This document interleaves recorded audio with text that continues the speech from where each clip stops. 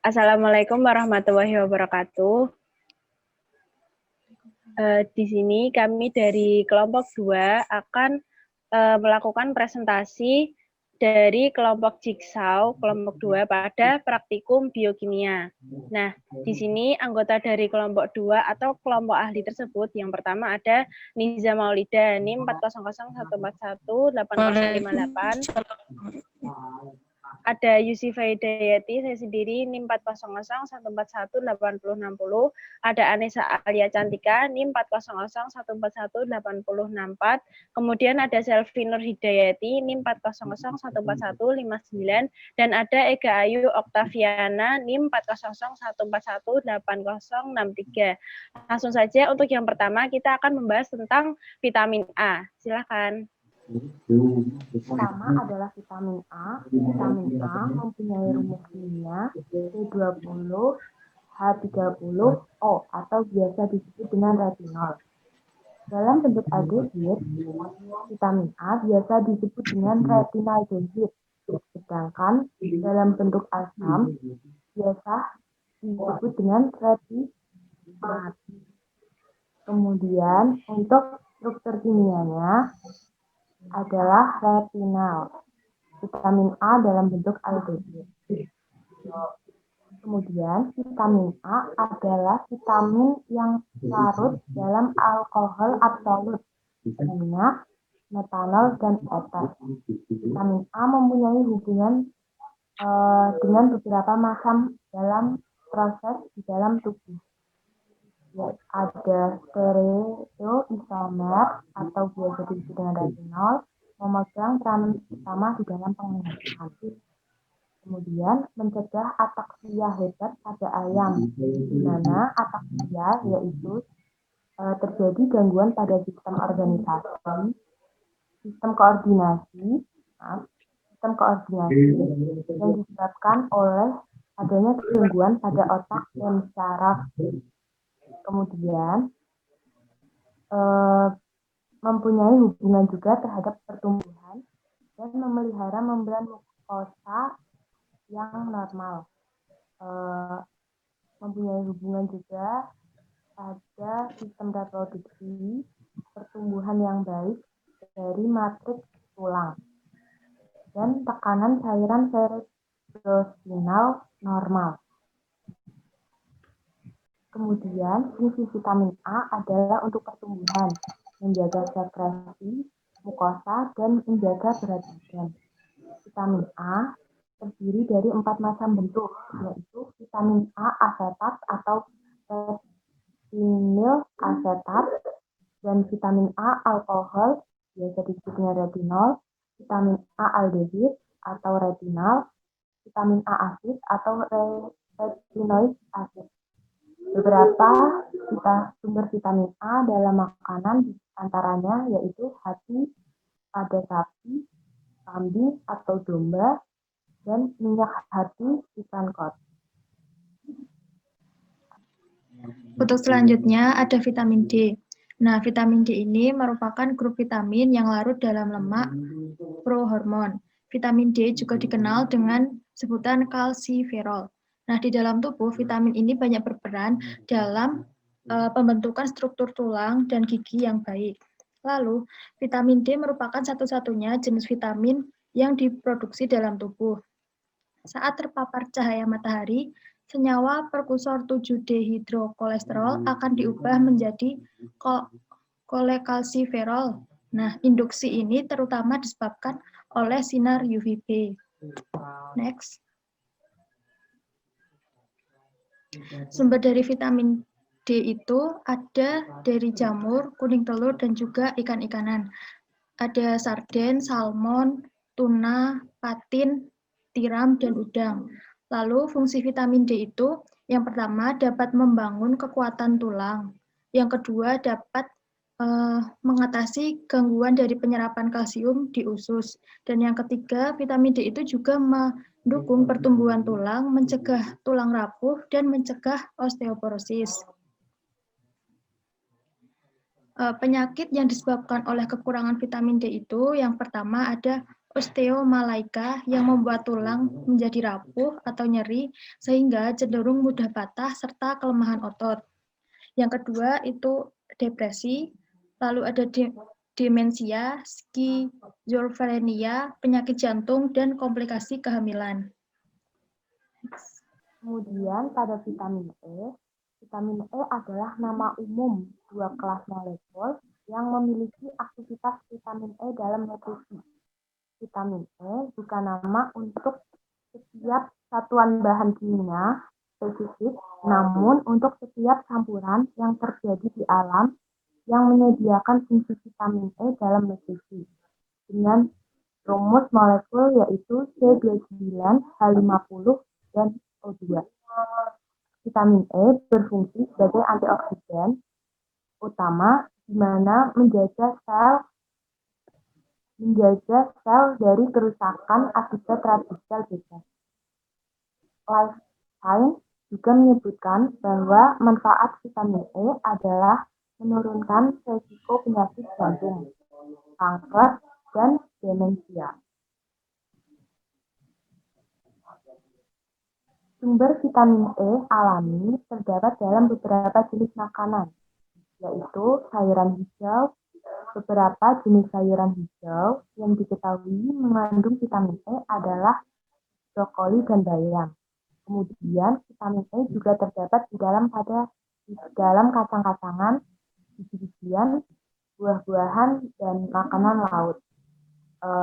Rantai karbon dari vitamin E adalah sebagai berikut. Itu terdapat dalam gambar. Vitamin K.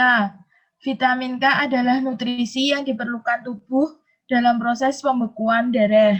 Vitamin K terkandung secara alami di dalam makanan dan tersedia dalam bentuk suplemen tambahan. Fungsi dari vitamin K yang pertama, membantu proses pembekuan darah. Yang kedua, menjaga kekuatan tulang. Yang ketiga, membantu pertumbuhan tulang. Yang keempat, mencegah munculnya diabetes. Selain itu, vitamin K juga berfungsi untuk memelihara kadar normal faktor-faktor pembeku darah, yaitu faktor 2, faktor 7, faktor 9, dan faktor 10 dari pembekuan darah yang disintesis di hati. Berperan dalam sintesis faktor 2 yaitu protrombin sebagai komponen koenzim dalam proses fosforilasi. Apabila ternyata asupan vitamin K dalam sehari mengalami kekurangan, maka akan muncul beberapa gejala sebagai berikut.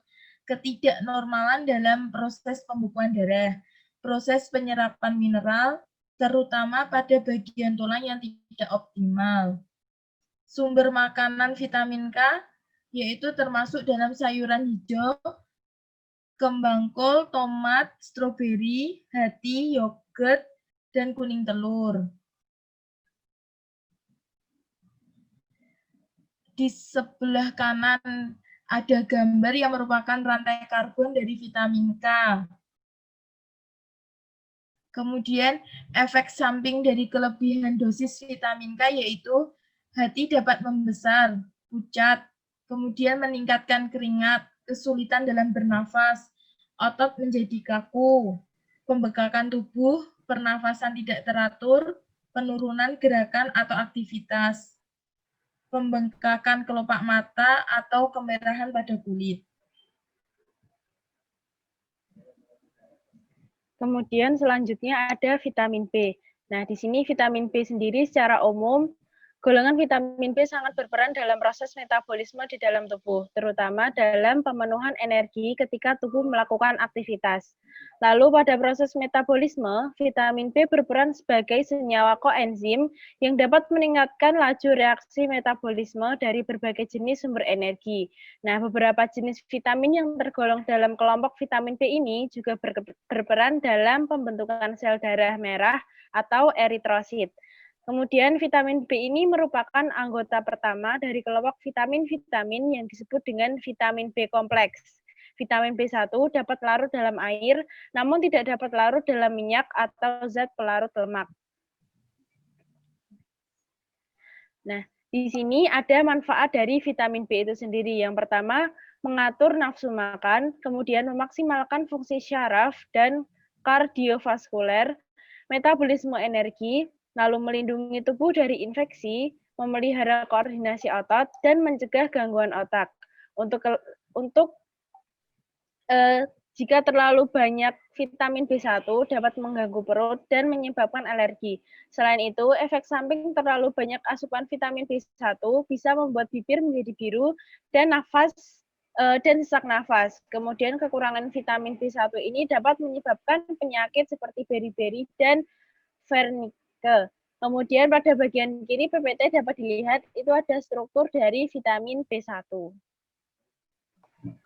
Vitamin B6. Vitamin B6 adalah nutrisi yang penting bagi fungsi dan perkembangan saraf otak. Vitamin B6 juga berperan dalam produksi hormon serotonin, melatonin, dan norepinefrin. Vitamin B6 dikenal juga dengan nama piridosin. Vitamin B6 alami bisa diperoleh dari sayuran, daging, ikan, telur, sereal, pisang, dan kacang-kacangan. Selain memiliki manfaat di atas, vitamin B6 juga membantu tubuh memproduksi antibodi dan hemoglobin, serta menjaga kadar gula dalam tubuh tetap normal. Kekurangan vitamin B6 jarang terjadi dan setiap defisiensi yang terjadi merupakan bagian dari defisiensi menyeluruh vitamin B kompleks. Namun, defisiensi vitamin B6 dapat terjadi selama masa laktasi pada alkoholik dan juga selama terapi isoniazid. Hati, ikan, alpukat, pisang, daging, sayuran, dan telur merupakan sumber vitamin B6 yang terbaik. Berikut ini ada gambar dari struktur rantai karbon vitamin B6. Vitamin B12 merupakan kumpulan senyawa-senyawa yang terhubung secara kimia, yang semuanya memiliki aktivitas sebagai vitamin. Vitamin B12 disebut juga kobalamin, yaitu sebuah vitamin larut air yang berperan penting berfungsi menormalkan otak dan sistem saraf, serta dalam pembentukan darah. Vitamin ini merupakan salah satu dari 8 vitamin B. Vitamin B12 memiliki manfaat antara lain, yang pertama membentuk sel darah merah dan mencegah anemia. Yang kedua, menjaga kesehatan janin. Yang ketiga, menjaga jantung lebih sehat. Yang keempat, mencegah osteoporosis. Gambar di samping ini juga merupakan gambar dari rantai karbon vitamin B12, yaitu 5-deoksiadenosil. Tidak banyak efek samping akibat kelebihan vitamin B12, namun mengkonsumsi pada dosis yang disarankan akan jauh lebih baik daripada nanti harus mengalami gejala-gejala kelebihan, seperti masalah pada kardiovaskular dan masalah kulit. Defisiensi atau kekurangan vitamin B12 akan menyebabkan munculnya gejala seperti diare, menurunnya berat badan, mudah memar, sulit berkonsentrasi, kulit terlihat memucat, detak jantung menjadi lebih cepat, pusing, dan cepat lelah. Contoh dari sumber vitamin B12 adalah ikan salmon, ikan tuna, hati sapi, hati ayam, daging sapi, daging ayam, kerang, susu, dan serealia. Terima kasih atas presentasi yang kami paparkan. Apabila ada salah dan kurangnya, kami mohon maaf. Wassalamualaikum warahmatullahi wabarakatuh. Waalaikumsalam warahmatullahi wabarakatuh. Sekian presentasi dari kelompok 2 dan terima kasih. Dadah.